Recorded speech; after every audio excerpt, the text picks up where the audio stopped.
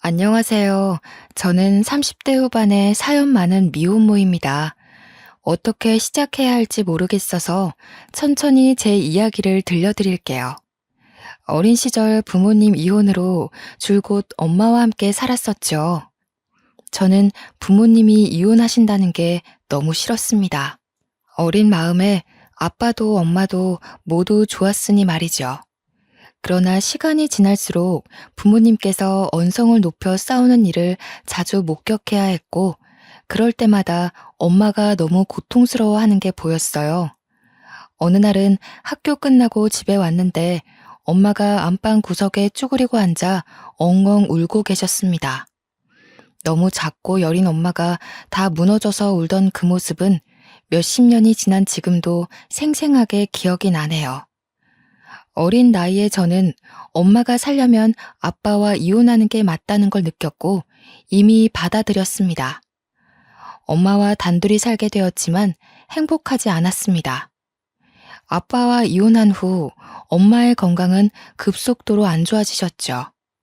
원래는 그 작고 여린 몸으로 저를 어떻게든 먹여 살리겠다고 일을 하셨는데 몸이 너무 힘들고 아프니 엄마는 돈을 벌 수가 없었습니다. 결국 이상함에 병원을 가보셨고 어려서 자세히는 모르지만 엄마가 많이 아프다는 걸 알게 되었죠. 엄마는 초등학생이었던 저를 붙잡고 이런 말씀을 하셨어요.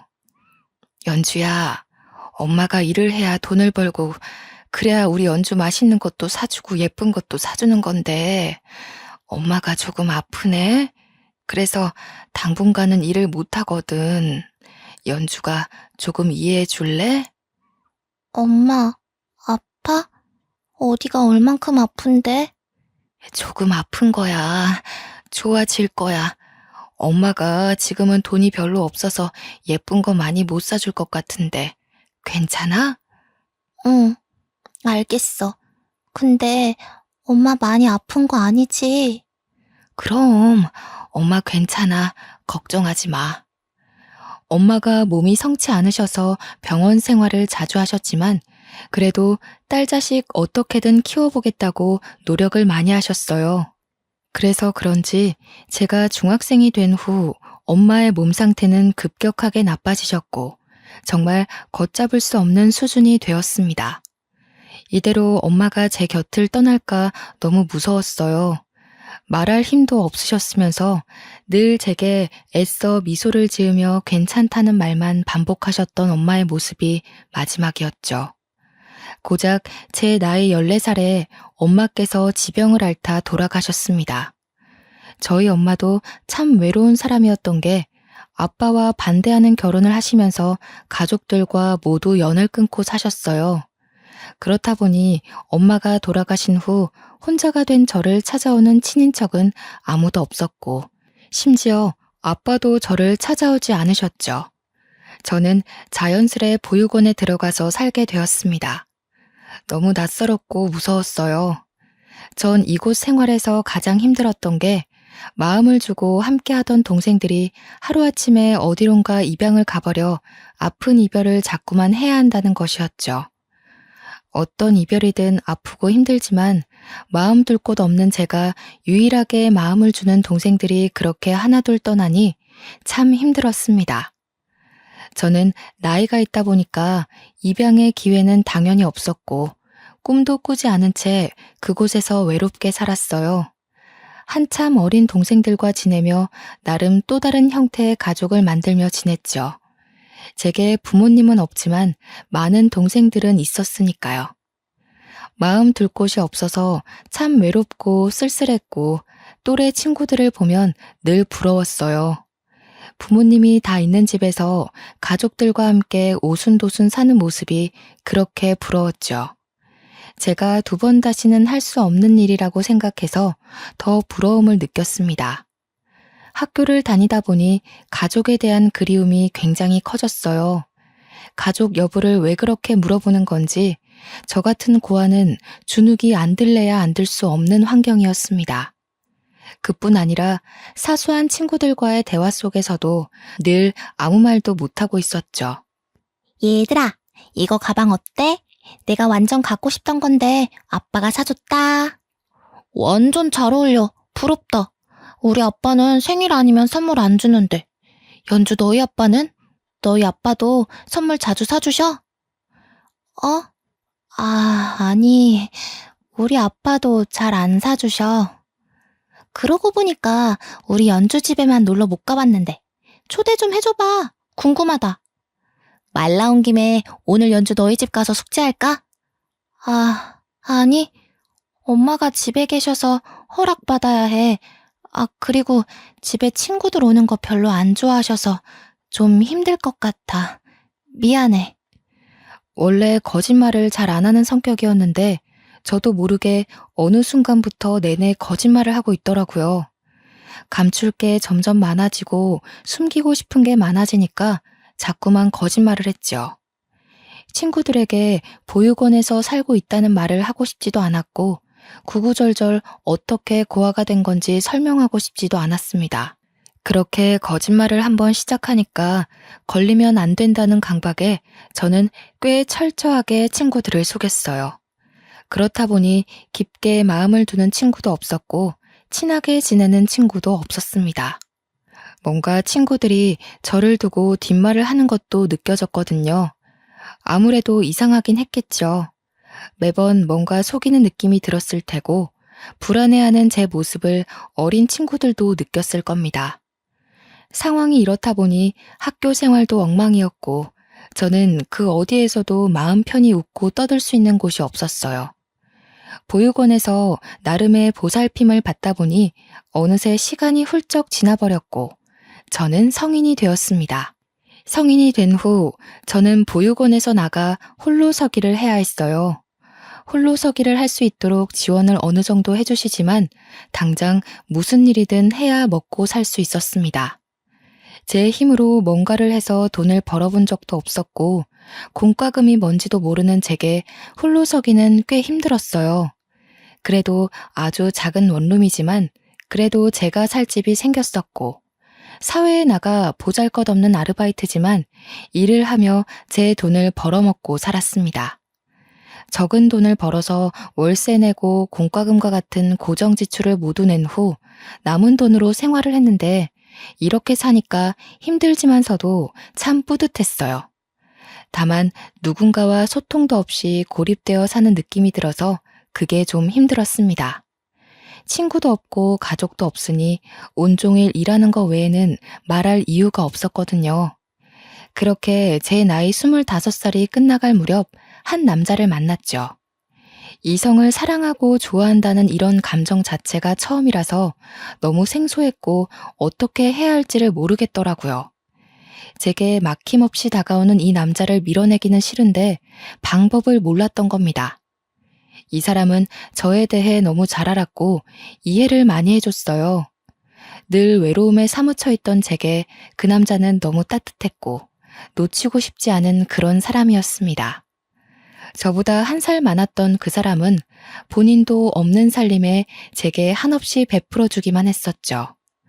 늘 제가 우선이었고 저를 웃게 해주려 노력도 참 많이 해줬어요. 거기다가 저랑 사연이 비슷해서 마음이 더 잘 통했고 서로 외로움이 가장 아프다는 걸 알아서 그런지 서로를 생각하고 위하는 마음이 각별했습니다. 연주야, 내가 이제서야 말하는 건데 사실 나도 부모님 없어. 왜 없냐면 나 버리고 도망가셨거든. 이유는 나도 모르겠어. 그게 사실이야? 그럼 여태 어떻게 산 거야? 나처럼 보육원에 간 것도 아니잖아. 부모님이랑 살던 집에서 혼자 살았어. 그 집 하나 두고 도망 나가셨거든. 근데 웃긴 게 뭔 줄 알아? 내가 딱 성인이 되니까 그 집을 부동산에 내놨더라. 그래서 나도 당신처럼 급하게 원룸 구해서 독립한 거야. 여태 소식도 없고? 죽었는지 살았는지도 모르겠고 왜 그렇게 떠났는지도 모르겠어.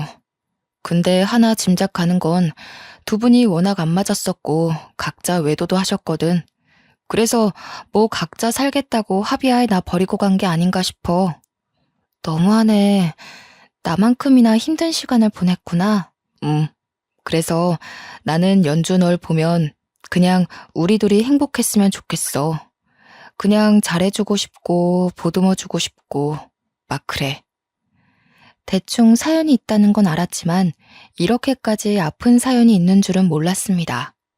저희가 어느 정도 서로에 대한 마음이 각별해지니 그 사람은 제게 속내를 털어놓고 본인이 어떤 일이 있었는지 말을 해주더라고요. 사실상 사연이 살짝 다른 것 외에는 둘 다 어린 나이부터 외롭게 혼자 살았다는 동질감이 느껴져서 그런지 더 애틋한 사이가 되었습니다. 그냥 쳐다만 봐도 좋았고 외롭고 쓸쓸한 감정이 다 차오르는 듯 했습니다. 그런데 철도 없었고 배운 것도 없이 부족한 저희 두 사람이 너무 앞만 보고 사랑해서인지 너무 빠르게 아이가 찾아왔고 당황스러웠어요. 그간 돈을 벌어두긴 했으나 살림을 차리기에는 턱없이 부족한 돈이었는데 아이까지 키울 자신은 없었죠. 그러나 제 뱃속에 생긴 생명을 결코 포기할 수 없었습니다. 전 임신 사실을 알자마자 애아빠에게 말을 했어요. 나 할 말 있는데 자꾸 생리를 안 해서 임신 테스트기를 해봤거든? 그랬더니 2줄이 나온 거야. 그래도 혹시 몰라서 병원까지 가봤는데 임신이 맞대. 뭐? 임신이라고? 아, 임신이래. 왜 싫어? 싫다기보다는 당황스러운 거지. 우리가 가진 게 없으니까. 아니야, 그래도 걱정하지 마. 내가 너랑 아기 책임질 테니까 걱정 마. 잘할 수 있어, 우리는. 그렇지? 우리 그럴 수 있잖아. 맞지? 난 사실 무서웠거든. 당신이 아기 지우라고 할까봐. 우리 아기인데 지우긴 왜 지워. 당연히 낳아서 키워야지.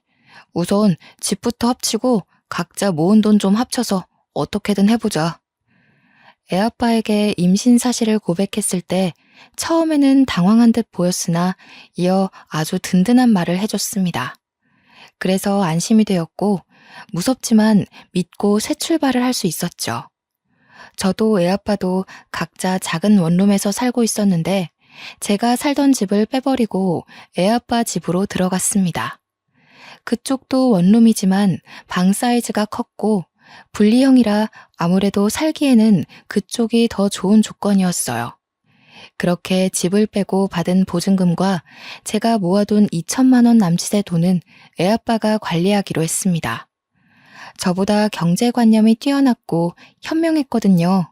그리고 바로 더 큰 집으로 이사할 수 있었지만 조금이라도 더 모으고 가자는 애아빠 말에 그 집으로 들어가서 우선 몇 달이라도 살기로 한 거였죠.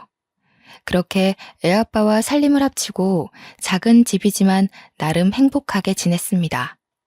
저더러 몸이 힘드니까 일을 하지 말라고 했으나 한 푼이라도 벌어야 한다는 생각에 가볍게라도 일을 해서 살림살이에 보탬이 되었고 둘이 벌어서 모으니 제법 돈이 빨리 모이는 듯 했죠. 당장은 너무 없는 살림이고 부족한 게 많지만 애아빠도 저도 뚝심이 있고 악바리 근성이 있기 때문에 뱃속에 아이 하나 굶기지 않고 잘 살 자신이 있었습니다. 그런데 이 행복은 너무 빨리 끝나버렸어요. 27주쯤 되었을 때부터 애아빠가 변하기 시작했습니다. 일도 잘하지 않고 매일 밤 친구들과 어울려 술을 마셨고 그 술자리에는 모르는 여성들도 있었죠. 처음 한두 번은 말로 잘 타이르고 그러지 말라고 했으나 빈도수가 늘어나더니 결국 언성을 높여 싸우는 날들이 많아졌습니다.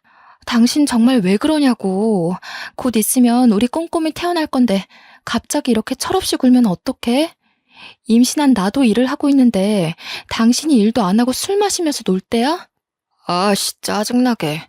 너는 왜 나만 보면 떽떽거리고 잔소리를 하냐? 네가 엄마야? 네가 무슨 자격으로 이래라 저래라 훈계질이야 열받게. 나도 사람인데 힘들지 않겠어? 당신 힘든 거 내가 몰라? 노는 것도 좋고 다 좋다고. 근데 일은 해야 할 거 아냐. 일도 안 하고 하루 종일 퍼질러 자다가 밤만 되면 술 마시러 나가는데 이걸 내가 어떻게 이해해 주길 바라는 건데? 야, 너 한마디만 더 해봐. 막말로 너도 그 뱃속에 애새끼도 다 버리고 싶은 거 겨우 참고 있는 건데 자꾸 그렇게 열받게 하면 너희 둘 다 버리고 잠수 타버린다. 뭐? 당신 미쳤어? 어떻게 그런 말을 해? 됐어. 나도 다 필요 없으니까 내 돈 내놔. 당신 불안해서 돈 못 맡기겠으니까 내 돈 줘. 어쩌냐? 네 돈 하나도 없는데. 그거 내가 투자 좀 했는데 말아먹었거든. 우리 재산이 아마 영원일걸? 뭐? 당신 진짜 제정신이야? 어쩌려고 그래 대체? 왜 그러냐고. 당장 내일 모레면 꼼꼼히 태어날 건데 정말 왜 그러냐고. 애아빠는 점점 변하다 못해 저희 두 사람의 전 재산으로 돈놀이를 했습니다. 물론 결과는 처참하게 망했죠. 이렇게 싸우는 빈도수가 늘어나다 결국 애아빠는 만삭인 제게 손찌검까지 했고 제게 말도 없이 살던 집을 빼버렸습니다. 결국 만삭인 배를 부여잡고 간단한 옷까지만 챙겨서 그 집에서 나와야 했어요. 돈도 없고 오갈 곳도 없어 너무 막막하던 저는 길바닥에서 얼마나 울었는지 모르겠습니다. 저런 사람도 애아빠고 남편이라고 믿고 돈을 다 맡긴 제 스스로가 너무 한심하게 느껴졌죠. 이후 미혼모 쉼터에서 생활을 하게 되었고 애아빠의 소식을 찾아보려 했으나 얼마나 꽁꽁 숨었는지 찾을 수도 없었습니다. 솔직한 심정으로 살 자신이 없었고 막막했어요. 그러나 이 극한 상황에 이악 물고 진통 다 겪어가며 낳은 제 딸아이를 보면 전 살아야 했습니다. 저 하나 믿고 이 세상에 나와준 딸아이를 제가 지켜주고 싶었죠. 미혼모 쉼터에서 생활을 하며 간간히 일을 했고 모으기에는 턱없이 부족한 돈이었으나 아이와 어떻게 입에 풀칠은 하고 살았습니다. 고작 이런 엄마라서 너무 미안했어요. 해주고 싶은 것도 너무 많았고 저와는 다르게 부모 사랑 듬뿍 주며 아이를 키우고 싶었는데 아이와 살 집도 없어 미혼모 쉼터의 작은 방에서 아이와 둘이 사는 게 너무 속상했습니다. 그래도 다행이었던 건 옆방에 있던 미혼모 동생과 친해져서 서로를 배려해주기로 했어요. 저는 야간 시간에 일을 할 거라 그 시간대에 동생이 제 딸을 함께 봐주었고 반대로 오전에는 그 동생이 일을 해서 제가 아이를 함께 봐주었죠. 이렇게 서로 도와주지 않으면 결코 일을 할 수가 없는 상황들이라 공동 육아를 하며 돈을 벌었습니다. 미혼모로 사는 게 결코 쉽지 않았어요. 아이를 혼자 육아해야 하는 건 솔직히 상관이 없었는데 혼자 육아를 하다 보니 일을 할 수 없다는 게 힘들었습니다. 아이만 보자니 생계 유지가 쉽지 않았고 생계 유지를 하자니 아이를 볼 수 없는 답답한 상황의 연속이라 이게 가장 힘들었죠. 거기다가 너무 작은 딸아이를 두고 나오는 게 발길이 떨어지지도 않았습니다. 그러나 저는 부족한 엄마라서 남들보다 더 이를 악물고 최선을 다해야 했어요. 그러던 중 미혼모 쉼터에서 나와야 하는 날이 다가오고 있었습니다. 거기가 무슨 숙박업소가 아니기에 쭉 장기간 있을 수는 없는 노릇이라 나와야 했고 너무 형편없는 집이지만 작은 원룸을 구해 아이와 살게 되었죠. 좋은 것만 먹이고 입히고 다 해주고 싶은 마음과는 다르게 끼니나 제대로 챙겨주면 다행일 정도로 형편없는 엄마인 제가 너무 싫었습니다. 그렇게 아이와 독립을 한 후의 삶은 처참했어요. 아이를 맡길 곳도 없고 맡길 돈도 없었기에 함께해야 했는데 아이를 데리고 일할 수 있는 곳을 찾는 게 결코 쉬운 일은 아니었습니다. 유모차 하나 살 돈도 없는 형편이라 애를 안고 업고 다니며 이리저리 일자리를 구했으나 하나같이 돌아오는 말은 똑같았어요. 아기가 정말 순해서 울고 보채지도 않을 거예요. 그냥 같이만 있을 수 있게 해주시면 정말 열심히 할게요. 사장님, 저 일 좀 할 수 있게 도와주세요. 제가 미혼모라 아이를 맡길 곳이 없거든요. 누가 일터에 애를 데리고 와서 일을 합니까? 막말로 그쪽이 사장이면 애 달고 나오는 직원을 뽑겠어요? 혼자 나오는 직원을 뽑겠어요? 이건 어쩔 수 없는 거니까 그냥 가세요. 아, 사장님, 제발요. 저 정말 누구보다 열심히 할 수 있어요. 제발 부탁드릴게요. 아, 진짜 왜 그래요, 불편하게. 나도 돈 주고 사람 부리는 입장인데 사정 다 봐주면서 눈치 보며 직원 뽑을 이유는 없잖아요. 그만하고 나가세요. 아니면 뭐 밥이라도 한 끼 먹고 가던가요. 그렇게 혼자 못 키울 거면 애 아빠한테 보내지.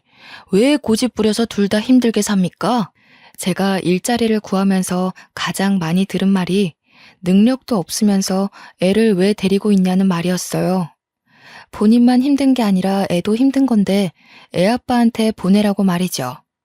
물론 저들은 사정을 모르니 그렇게 말할 수 있겠다는 생각이 들면서도 막상 들으면 가슴이 저릿했습니다. 일자리를 매일같이 구했지만 아이를 데리고 할 수 있는 일은 아무것도 없었고 그나마 모아둔 돈도 거의 다 떨어져 가는 상황이었죠. 저는 굶어도 괜찮은데 딸아이를 굶길 수는 없었고 정말 막막했습니다. 이때만 생각하면 너무 마음 아픈 게 매일 밤 잠든 딸아이를 보며 소리도 못 내고 베개로 입을 틀어막고 참 많이 울었죠. 이 답답하고 막막한 현실을 어떻게 헤쳐나가야 할지 모르겠더라고요. 일을 하고 싶은데, 아니, 정확하게는 어떤 일이라도 할 수 있는데, 제발 누가 제게 일 좀 시켜줬으면 하는 마음이 아주 간절했습니다. 가족이라도 있으면 아이라도 맡기고 일을 했을 텐데, 제게 딸 말고는 아무도 없다는 이 현실이 참 아팠죠. 그러던 중 하늘이 무너져도 솟아날 구멍은 있다고 아이를 데리고 일할 수 있는 곳을 찾았습니다. 그걸 찾자마자 저는 아침 일찍부터 아이를 데리고 길을 나섰어요. 무슨 일이 있어도 이 일자리는 제가 꼭 해야 했기에 너무 간절한 마음으로 향했죠. 거의 다 도착했을 때쯤 길을 헤매게 되었습니다. 초행길에 골목이 많아서 많이 헷갈리더라고요. 이리저리 빠른 걸음으로 걸어가고 있던 찰나 골목길에 어떤 사람이 쓰러져 있는 걸 발견했습니다. 저는 너무 깜짝 놀라서 쓰러진 사람에게 다가가 막 흔들었어요. 저기요, 할아버지, 제 말 들리세요? 할아버지! 배고파. 네? 할아버지, 어디 편찮으신 거예요? 제 말 들리세요? 살려줘. 골목에 쓰러져 있던 할아버지는 행색도 좋지 않았지만 무엇보다 안색이 너무 좋지 않았습니다. 그러나 저는 면접 시간이 다가와서 당장 가야 했죠. 잠깐 고민을 했지만 제가 이렇게 가면 쓰러져 계신 할아버지가 정말 큰일이 날 것 같았습니다. 저는 우선 구급차와 경찰을 급하게 부른 후 급히 편의점으로 뛰어가서 생수와 삼각김밥을 사왔어요. 저도 주머니 사정이 좋지 않았기 때문에 뭘 많이 사드릴 수도 없었죠. 그렇게 사와서는 힘이 없어 제대로 앉지도 못하는 할아버지를 온몸으로 부축하며 겨우 골목에 기대 앉혔습니다. 할아버지, 제가 돈이 없어서 이것밖에 못 사왔어요. 우선 이것부터 드세요. 그리고 저도 상황이 좋지 못하거든요. 지금 면접 가는 길이라 얼른 가봐야 해서 죄송하지만 먼저 가볼게요. 구급차랑 경찰 불렀으니까 5분 정도만 기다리시면 올 거예요. 꼭 여기 가만히 계셔야 해요. 고맙네. 자네 전화번호랑 이름 좀 써주고 가게. 네? 아니에요. 할아버지 저 괜찮으니까 천천히 드시고 계세요. 사람들 오면 도움 꼭 받으시고요. 얼른 적고 가게. 면접 시간이 촉박해서 너무 초조했는데 자꾸 연락처와 이름을 적으라는 할아버지의 말에 어쩔 수 없이 그냥 적어드리고 저는 면접을 보러 갔습니다. 촉박했던 시간은 어느덧 늦어버렸고 뛰고 또 뛰어도 달라지는 것 없이 면접 시간을 초과해서 도착했죠. 저는 너무 간절했기에 빌고 또 빌었습니다. 정말 죄송해요. 제가 오다가 사정이 있어서 근처에서 헤매고 있었거든요. 제발 면접 봐주세요. 제발요. 이미 다른 분이 먼저 오셔서 면접 받고 내일부터 출근하기로 했어요. 그러게 시간을 딱 맞춰서 오셔야지. 이렇게 면접 시간 하나 엄수를 못하는 사람을 우리가 뭘 믿고 뽑겠어요? 사장님, 제발요. 정말 이렇게 부탁드릴게요. 글쎄, 내일부터 출근하기로 했다니까요. 그만하고 가세요. 그렇게 면접도 못 보고 허무하게 집으로 돌아와야 했습니다. 내 코가 석자인데 대체 누굴 도운 걸까? 저는 또 제 탓을 했어요. 뭐가 그렇게 착하다고, 언제부터 그렇게 착했다고, 왜 그랬을까 싶었죠. 이때가 정말 막막했던 게 남은 잔고가 고작 17만 원 돈이었고 당장 일을 하지 않으면 정말 딸아이랑 굶어 죽을 수도 있겠다는 생각뿐이었습니다. 참 앞이 보이지 않는 이 현실을 어떻게 헤쳐나가는 게 좋을지 모르겠더라고요. 돈이 떨어지는 게 눈에 보이니까 앞날이 걱정되어선 라면 한 개로 하루를 버틸 수밖에 없었습니다. 라면을 쪼개고 쪼개서 끓여 먹고 물을 많이 넣고 끓인 싱거운 국물로 배를 채우며 살았죠.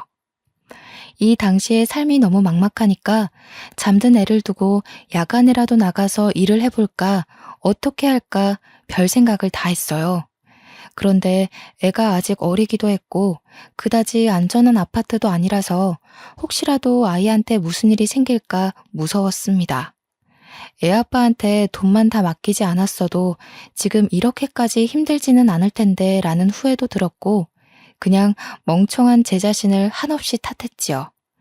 제가 이렇게 못나서 딸아이가 고생하는 것도 너무 미안했고 작은 원룸에 답답하게 내내 갇혀있는 것도 너무 미안했어요. 워낙 집이 작고 방음이 좋은 편도 아니라서 애가 밤에 울면 옆집이고 앞집이고 다 찾아와서 막 욕도 하고 언성도 높이고 그러더라고요. 안 그래도 무너지는 저를 더 무너뜨렸습니다. 마음껏 울지도 웃지도 못하게 하고 장난감도 사주지 못하는 저 같은 사람도 엄마라고 아이를 낳아서 이렇게 고생시키는구나 싶었죠. 상황이 이렇게 극한 상황이 되니까 아이를 낳지 말 걸 후회도 했습니다. 저야 똑같은 상황으로 돌아가도 우리 딸 낳을 것이만 딸아이를 생각하면 이런 능력 없는 엄마한테 태어나게 만든 게 너무 미안해서 후회가 되더라고요. 리아야, 엄마가 미안해. 엄마가 엄마라서 너무 미안해. 우리 리아 맛있는 것도 사주고 장난감도 사주고 엄마가 그러고 싶은데 아무것도 못 해줘서 너무 미안해 우리 딸. 매일 이렇게 딸아이에게 사과를 하며 지냈고 이날도 여느 때처럼 울고 보채는 딸아이에게 죄스러운 마음에 미안하다며 다독이고 있었습니다. 그런데 아이와 집에 있는데 갑자기 누군가 찾아온 겁니다. 저희 모녀가 사는 이 집에 찾아올 사람이 아무도 없었기에 조금 무서웠죠.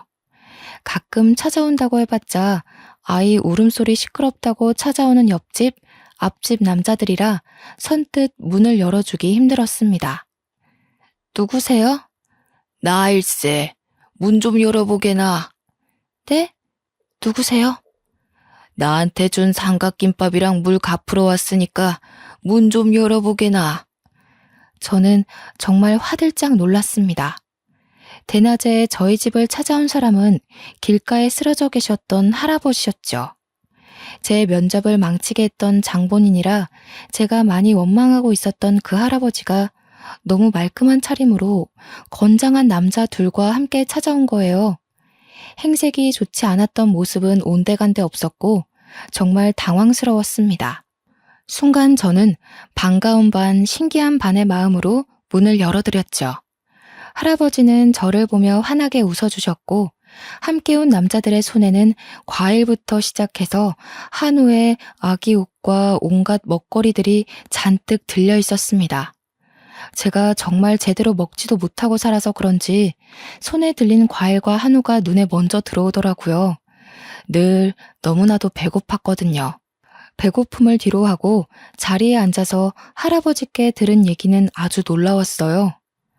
저번에 얼핏 봐도 아주 예쁘더니 딸내미가 아주 인형이네. 아니 할아버지, 그런데 이게 다 뭐예요? 자네는 그날 내가 노숙자인 줄 알았겠지만 사실 그렇지 않네.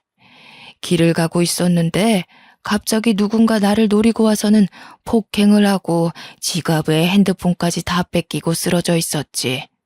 사람들도 참 나쁜 게 꽤 오랜 시간 쓰러져 있었는데 아무도 날 돕지 않더라고. 그런데 나는 뭐 몸도 못 가누겠고 딱 이러다 죽겠다 싶었는데 자네가 날 도와준 거네. 아, 그런 사연이 있으셨군요. 그래, 그런 자네에게 꼭 보답하겠노라 싶어 연락처랑 이름을 물어봤었잖아. 내가 정신 차리고 치료받고 하면서 자네에 대해 알아보니 딱 해도 이렇게 딱 할 수가 없더라고. 이런 상황에서 애를 혼자 어떻게 키우겠어. 안 그래? 그리고 알아보니 그날도 급하게 면접 가던 길이었는데 날 도왔다는 걸 알고 내가 참 감동했네. 네, 뭐 도와드려야죠. 그래서 이제는 내가 자네를 도울 차례니까 앞으로의 삶은 걱정 말게나. 세상에 먹고 살기도 힘든 애엄마가 애까지 없고 길바닥에 쓰러진 노인네를 구해주는 게 말이 쉽나? 난 정말 감동했네. 그날 만난 할아버지께서는 이런저런 말씀을 해주셨는데 처음에는 그냥 어느 정도 여유가 있으신 분처럼 느껴졌습니다. 그런데 대화를 하며 알고 보니 이름만 들으면 알만한 기업의 회장님이셨죠. 할아버지께서는 제가 아니었다면 이 세상에 없는 사람이었을 거라며 생명의 은인이라고 저를 높여주셨어요. 솔직히 이때까지만 해도 얼떨떨해서 별 반응을 하지 못하고 있었습니다. 어느 정도 이런저런 얘기를 마치신 할아버지께서는 제게 어떻게 도움을 주실지 말씀을 하셨죠. 제 모든 사정을 알고 오셔서 제가 얼마나 힘들게 사는지 알고 계셨어요. 그래서 제가 앞으로 아이와 함께 안정적이게 먹고 살 수 있는 일자리를 주겠다고 하셨습니다. 전 솔직히 일자리를 주겠다는 것만으로도 너무 감사했어요. 제가 가장 원하던 게 일자리니까요. 그런데 할아버지는 단순히 일자리를 주시는 게 아니었습니다. 이번에 요식업을 하려고 준비 중이셨는데 할아버지께서는 제게 본점 하나를 내주시며 앞으로 평생 본점을 운영하며 아이와 함께 넉넉히 먹고 살라고 하셨죠. 그리고 본점을 운영하는 이상 할아버지와의 연도 끊어지지 않을 테니 앞으로는 친할아버지라 생각하고 힘들면 힘들다, 행복하면 행복하다, 소통하며 지내자고 손을 내밀어 주셨습니다. 살다 살다 이런 호의를 받아본 적이 없어서 꿈만 같고 그냥 눈물이 흘렀어요. 할아버지, 이거 정말 진심인 거예요? 저 그 본점이라는 거 죽을 때까지 평생 제가 운영해도 되는 거예요? 그래, 가족도 없이 애를 어떻게 키워? 애는 원래 다 같이 모두가 함께 키우는 거야. 앞으로 네 할애비다 생각하고 지금처럼 할아버지 이렇게 부르고 연락도 자주 하고 그래. 알겠지? 정말 감사해요. 너무나도 감사해서 뭐라고 말씀을 드려야 할지 모르겠어요. 이게 다 네가 인품이 좋아서 생긴 일이니까 너무 감사할 필요도 없어. 그저 주어진 것들에 최선을 다하면 그만이야. 너한테 본점을 맡긴 이유도 너라면 해낼 수 있을 것 같아서다. 기대하마. 네, 그럼요. 저 이악 물고 최선을 다할 거예요. 이렇게 도와주신 거 보답해야죠. 보답한다는 마음으로 살지 말고 너를 위해 살아라. 너는 좀 이기적이게 살아도 괜찮겠어. 할아버지께서는 여기서 그치지 않고 더 완벽하게 저를 살 수 있게 도와주셨습니다. 제가 운영하게 된 가게 근처로 이사까지 도와주셔서 딸아이와 드디어 집다운 집에서 쾌적하게 살 수 있었죠. 집 자체가 분에 넘쳐서 평생 제가 살아볼 수도 없는 집인데 기꺼이 내주셨고, 거기에 제가 일하는 동안 딸아이를 봐줄 베이비시터와 가정부까지 고용을 해주셔서 저는 정말 가게 일만 할 수 있도록 도와주셨어요. 세상에 어떻게 이런 호의를 베풀어주는 사람이 다 있을까 싶었습니다. 제가 할아버지께 너무 감사해하며 그래도 이건 과분하다고 밀어내면 할아버지는 그러셨죠. 의사 말이 조금만 늦었어도 정말 큰일 날 뻔했다고 말했다며 그냥 하는 말이 아니라 제가 할아버지의 생명의 은인이기 때문에 뭐든 다 해주고 싶다고 하셨습니다. 문득 그런 생각이 들었어요. 사실 저는 그때 면접을 못 보고 집에 돌아와서 내 코가 석자인데 뭔 짓을 한 건가 싶었고 이대로 굶어 죽겠구나 싶어서 엄청 후회를 했었죠. 심지어 할아버지 원망까지 했는데 그런 할아버지는 제 평생 하나도 누려보지 못할 이 모든 것을 한 번에 선물을 해주셔서 마음이 무거웠습니다. 할아버지께 솔직하게 말을 했었는데 본인 같아도 도와줘 놓고 후회했을 거라고, 그건 이기적이고 나쁜 게 아니라 살아야 하고 애를 키워야 하는 엄마라서 그런 거라며 이해해 주셨어요. 제 10대, 20대는 돌이켜 생각해보면 정말 아픈 시간들의 연속이었고, 아이를 낳은 후에도 불행의 연속이었습니다. 아이를 보는 그 순간을 제외하고는 모두 기억하고 싶지 않은 시간들이었죠. 당장 통장 잔고가 17만 원이라 아이랑 굶어 죽을까봐 라면 하나로 하루를 버티고 또 버텼던 제가 하루아침에 사장이 되고 정말 좋은 집에서 가정부와 베이비시터까지 고용해서 팔자 편하게 살 줄 누가 알았을까요? 가정부까지는 고용해주지 않으셔도 괜찮았는데 가게에서 온종일 힘들게 일했으니 집에서는 하지 말라고 하시더라고요. 적어도 집에 있는 시간만큼은 딸아이와 온전하게 보내라는 말씀을 해주시는데 참 훌륭하고 멋졌습니다. 한치 앞도 모르는 게 사람 인생이라고 하지만 제 인생은 그야말로 로또 1등이 약 100번 정도 당첨되는 정도의 행운이 아닐까 싶습니다. 시간이 꽤 흐른 지금은 가게도 자리를 잡았고 모든 게 안정적으로 흘러가고 있어요. 그 어렸던 딸아이도 무럭무럭 건강하게 잘 자라주고 있습니다. 제가 지금 가장 행복한 건 딸아이에게 좋은 것만 입히고 먹이고 보여줄 수 있다는 것이에요. 그리고 배우고 싶다는 거, 하고 싶다는 걸 돈 걱정 없이 다 해줄 수 있는 엄마라서 행복합니다. 여전히 회장님과는 할아버지라 부르며 사적으로 잘 지내고 있어요. 저희 집에도 자주 놀러 오시고 저희 딸내미를 손녀딸로 생각해 주시고 이것저것 얼마나 해주시는지 모릅니다. 외로운 저희 모녀에게 너무 든든한 할아버지가 생겨서 명절에도 외롭지 않게 보내고 있어요. 회장님은 제게 할아버지 같기도 하지만 아버지 같기도 한 너무 귀한 존재입니다. 제가 한 번은 물어본 적이 있어요. 그때 왜 그렇게까지 저를 도와주셨냐고요. 그런데 할아버지께서는 그러셨습니다. 의식이 흐릿한 와중에 본 제 모습은 언뜻 봐도 배고파 보였다고 해요. 아이를 아기띠도 없이 손으로 안고 업고 물과 삼각김밥을 사들고 와서 바닥에 주저없이 무릎 꿇고 할아버지를 일으키는 모습에서 꼭 보답해야지 싶으셨는데 저에 대해 자세히 알아볼수록 마음이 아프셨다네요. 할아버지도 어려서부터 참 없이 컸는데 지금도 여전히 힘들게 사는 제게 뭐든 해주고 싶으셨다고 하셨습니다.